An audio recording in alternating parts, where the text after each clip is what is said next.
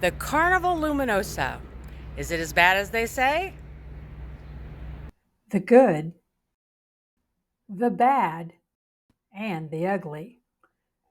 We've heard a lot of really bad reviews about the Carnival Luminosa, so we just wanted to see what we thought. Is it really as bad as they say? We'll go ahead and start at the room. We had room 6240 on this ship. And, as always, you have a little bit of trouble opening your door, but once you get it open, you can go in, take a look. We had a balcony room, and there were 3 people in the room. Everything was really pretty nice. I mean, it was very standard carnival room. Everything was in good working order, and everything looked fine and worked fine. One thing that might not mean a lot to some people, but it did mean a lot to us. The television does not have movies on demand. We feel like most carnival ships have movies on demand in the room, and we love that. We love just sitting there watching a movie, watching, out the window. We'd love having a balcony. We don't always travel with a balcony, but since we had 3 people, we thought we needed to go ahead and have a little bit of extra room there. There was really plenty of storage space. We didn't have any trouble uh, having enough storage space for the 3 of us. We each only carried really a small carry on for the week in Alaska.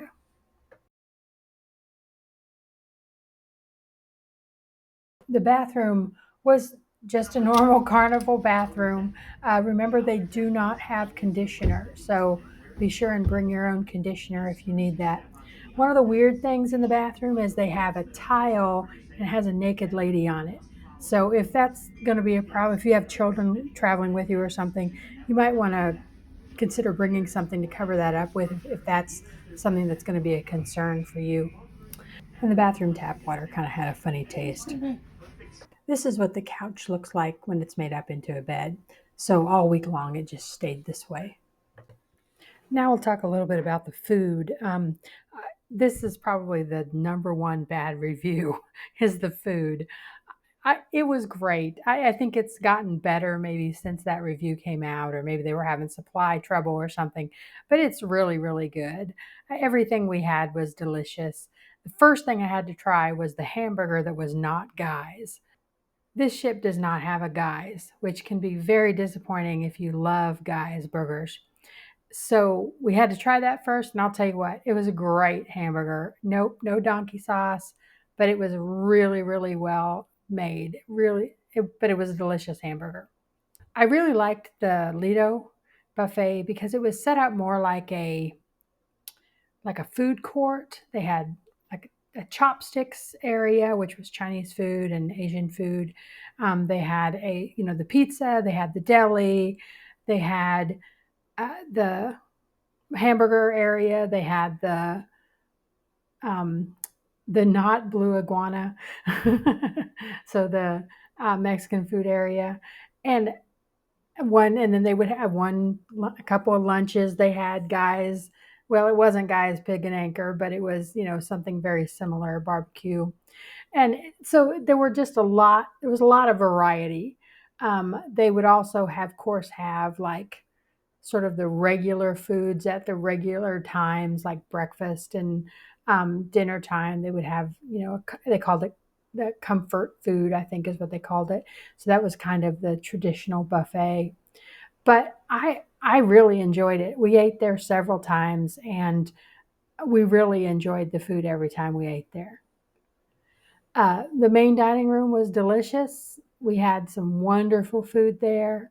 I think it was very traditionally carnival main dining room food. Okay, I know it's not called the main dining room, it's the Vela restaurant. So, in the Vela restaurant, the food was very, very good. We ate breakfast there several times, sea day brunch several times. One thing we did that was very special was specialty dining. This is not something we typically do, but we did go to Fahrenheit 555 Steakhouse, and it was truly a treat.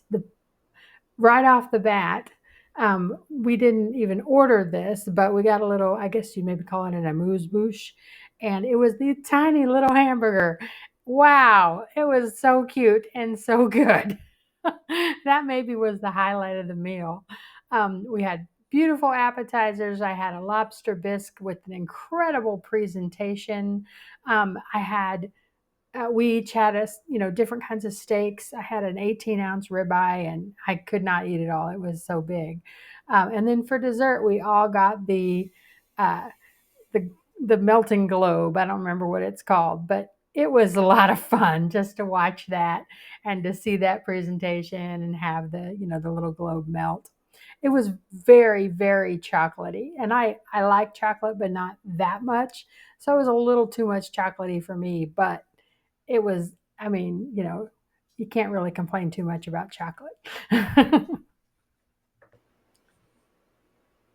The entertainment on this ship was probably the best entertainment I've seen on any Carnival cruise ship. I kind of got tired of the entertainment on Carnival. I've been on Royal Caribbean a couple times, and that is just so much better that I just sort of decided, okay, well, I'm not just going to go to any of the shows anymore. Um, this one they had Flick, and I enjoy that, and I have seen it before, and it was very, very good this time as well. The second one that they showed was America Rocks, which is fun. It's a little risque. Like if you have children, you probably do not want to take them to that. It's a lot of skimpy costumes and suggestive dancing, so you have to kind of consider whether or not you're okay with that. And then the last one, which blew me away, was called Vintage Pop. And it was kind of a mashup of 1920s and current songs. It was great. It was very, very good. So I would say the entertainment on this ship was far surpassed my expectations. Another thing I really liked was in the theater, they had I liked the layout of the theater. It had these little tables. It was kind of bench seating. You could get in and out without really causing a problem if you needed to get in and out when people were seated. I really liked how that theater was set up. Another thing that was kind of strange was that the theater, the Luminosa Theater, was right next to Oceans Plaza. And Oceans Plaza is where lots and lots of things would happen. All the, parties and dancing and karaoke and trivia, all sorts of things happened in this area. And it was right there by the theater. So if the door opened for the theater, you could hear things that were going on in Oceans Plaza while you were in the theater. So it's just sort of unfortunate placement. But lots of people were having lots of fun in that area. One other thing that was kind of strange in the atrium lobby, which is where the reclining naked lady is, um, there's this very strange stage which is behind the bar, and it almost looks like a puppet stage or something. It's an awkward stage. I'm not sure if you would call this entertainment, but the next thing that I loved was the naturalist Emily. She was so entertaining and informative. Just gave us so much wonderful information. Would meet us on deck and show us things as we sailed past. We got to see whales when we went through a whale feeding ground. She was incredible. She was a great asset to the ship. Also, on your Skagway Day, there is a entertainer who comes on board and does kind of a storytelling, singing, and that was wonderful. That was so wonderful. He's been doing it for 30 years, so whether or not they'll keep bringing him back is a question. But we really, really enjoyed it. Another thing that we enjoyed were some of the onboard games. We did the axe throwing and had a great time doing that. Another thing that was offered was crafts. Every morning at 9 o'clock, they would have a craft. And I love to do crafts, but I just never could get there. There were just so many things, other things to do. I never could get there to do the crafts. But I was just really impressed that it was even offered. And of course, they had the slot machines and the casino. My personal experience is that they did not pay out very well. The staff on board was great. The crew kept us safe. The dining room folks kept us well fed and entertained.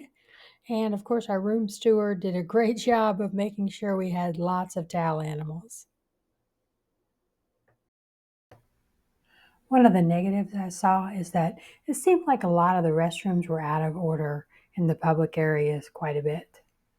Also, it was kind of hard to get into the restroom.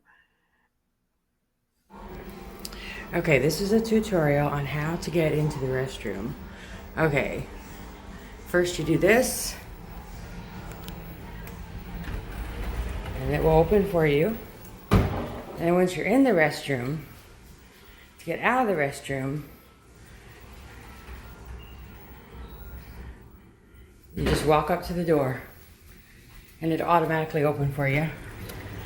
There you go. That's how you get in and out. Once you do it once, twice, you go, wow, that's really smart. I think all doors should be that way. Well, here we are heading towards Alaska. We are living the good life, Yep. Relaxing in serenity, enjoying ourselves. What's been your favorite part so far? No, the food is always good. Oh. Yeah, it's really been very good. Yeah. It's there's lots of reports that it's not good, but it's everything we've had's been real tasty. Yep. I mean, everything's been very good. So I think that might be a myth. Well, I hope that this video answered the question of, is the Carnival Luminosa really as bad as they say? I think it's not as bad as they say. I think it was a great ship. We had a wonderful time, a wonderful trip. We really could not have asked for anything more. I hope this helps you to make your decision as to whether or not you want to go on the Luminosa, and just let you know what to expect. We are John and Crystal, and we love to travel. Our channel is called Dudley Doesn't Get to Go because our sweet dog Dudley doesn't get to go with us when we travel. We would love it if you would like this video, subscribe to our channel, and maybe make a comment. Thank you so much. You have a great day.